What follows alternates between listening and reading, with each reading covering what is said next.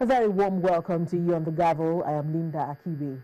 With just about a month to go, the 7th Assembly is in its twilight days. Federal lawmakers in the Senate and the House of Representatives are trying to conclude work on some outstanding bills. In the week ended, the Senate passed a critical bill, that's the Violence Against Persons Bill, which seeks to prohibit female circumcision, forceful ejection from home, and harmful widowhood practices. Now, the passage of this bill has been hailed by human rights activists who have been calling for its passage. Now, other bills which the Senate passed during the week are the Oil and Gas Free Zone Bill and the Asset Management AMCON Bill. Now, lawmakers in the House of Representatives, on the other hand, gave priority to some of the recent developments in the country, namely the lingering fuel crisis and the rescue of some women and children by the Nigerian armed forces from Sambisa Forest, which has been a stronghold of the Boko Haram sect. Now, the next two reports would give you a glimpse of how the lower chamber deliberated on the two issues. Women and children rescued from Sambisa Forest by the Nigerian armed forces.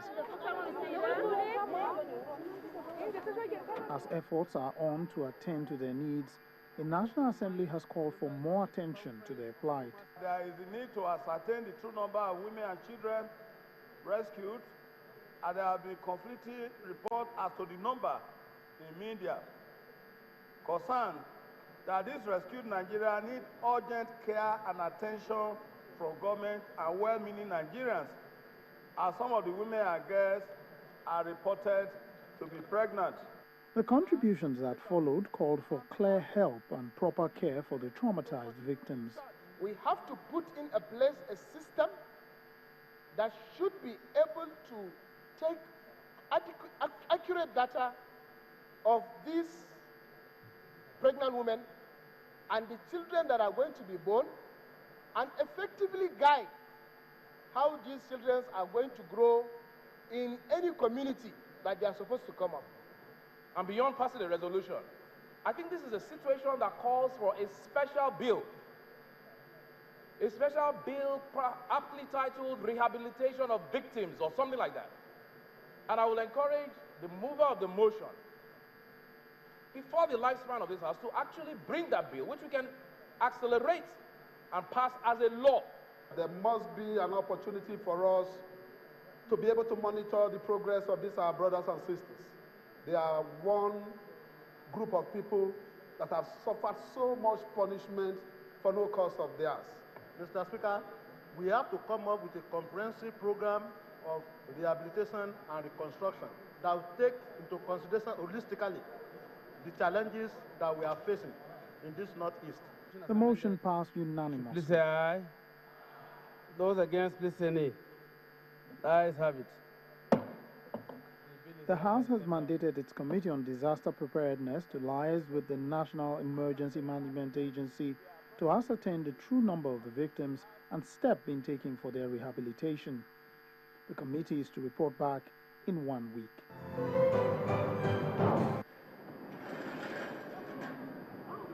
These are familiar sights to many Nigerians.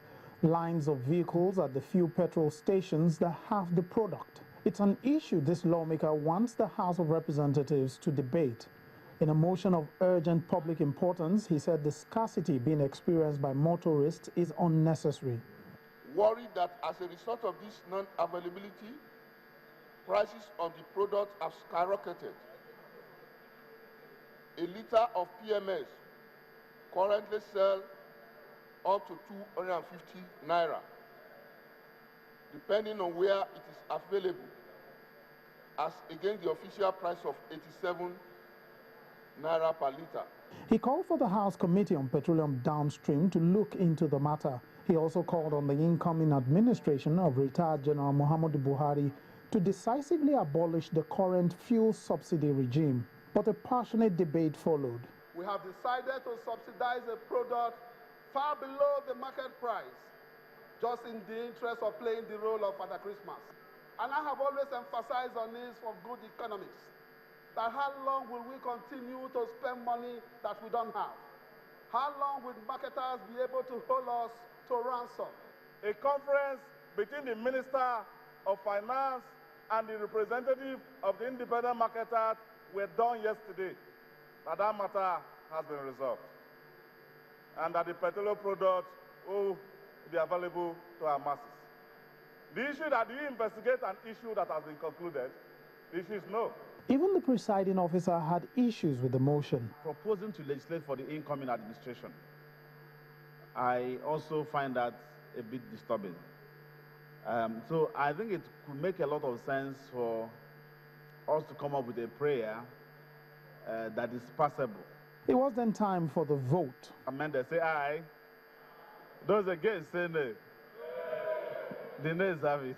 For most Nigerians, their prayer will be that the problems in the petroleum sector will be addressed decisively so that these images will become part of history. It's a dynamic industry out there. News, events, personality profiles, and so much more to keep up with. Don't let events pass you by. I don't know any nominee. Be the one who knows. Watch entertainment news on Channels Television for the latest celebrity news, an express pass to the A-list event, a trip behind the director's camera. Yes, indeed, it's a dynamic industry out there, but we can help you keep pace. Join us. Get your swagger.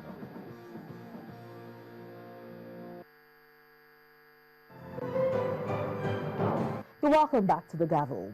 The 7th Assembly is in its twilight days, and come June, federal lawmakers in the 8th Assembly would be sworn in. However, gender rights activists have raised an alarm over the shrinking number of female parliamentarians in the National Assembly. Watch. It is a global problem. And Representatives Nenna Ukeje Elendu and Jumoke Okoya Thomas are female lawmakers in the House of Representatives. It was not a smooth ride getting elected into Parliament in 2011. But 4 years later, the situation is much worse. The 2015 general elections dealt a devastating blow to the number of women in elective positions, particularly in the National Assembly. In the 6th Assembly, from 2007 to 2011, there were 24 female lawmakers in the House of Representatives. This figure increased to 26 in the 7th Assembly. However, in the 2015 general elections, the number of female parliamentarians in the House of Representatives went down from 26 in the outgoing 7th Assembly to 16. According to the Civil Society Legislative and Advocacy Center, CISLAC, the female lawmakers who would be part of the 8th Assembly in the House of Representatives for now are Elendu Ukeje Nenna, PDP Abia; Onyejocha Nkiruka, PDP Abia; Eukaria Okunna, PDP Anambra; Sodaguno Omoni, PDP Bayelsa; Onyemechi Mrakpo, PDP Delta; Omosede Igbenedion, PDP Edo, as well as Stella Ngu, PDP Enugu; Binta Bello, PDP Gombe; Aisha Tuduku, APC Gombe; Olufunke Adedoyin, APC Kwara; Rita Oji, PDP Lagos; Ayo Omidiro, APC Osun. Others are Benila, PDP Plateau; Khadija Buka Ibrahim, APC Yobe; Betty Apiafi, PDP Rivers, as well as Asabe Bashir, APC Borno. In the Senate, only 7 women were elected as senators in 2011, as opposed to 9 women that sailed through in 2007. In the 2015 elections, the figure did not change, with 8 women elected into the Senate in the 8th Assembly. The 8 women expected in the 8th Assembly in the Senate are Monsurat Sumono, APC Oyo; Binta Garba, APC Adamawa; Remi Tonubu, APC Lagos; Uche Ekunife, PDP Anambra; Stella Odwa, PDP Anambra; Abiodun Olujimi, PDP Ekiti; Fatima Raji Rasaki, PDP Ekiti; and Rose Oko, PDP Cross River. We need to also institute Ms. Chioma Kanu is a senior program officer, Civil Society Legislative Advocacy Center, CISLAC. She says a lot of women has progressively gotten worse in Parliament. Coming to round this beautiful 2015 that we find ourselves in, it's even getting worse and worse. Because here we have 8 people 8 women in parliament, which is really, really terrible. That has never been, I mean, it's not something that we should gloat about. But what is responsible for this? I think we women, we have to wake up. We have to wake up in the sense that we have to start looking for elective position. It doesn't come free. You have to engage your community. You have to earn their trust, and then you have to work. I'm not one of those who are asking for women to have appointments to make up for the affirmative action that, you know, women are always advocating for. I think women should be in decision-making positions where they can write and rewrite a lot of things.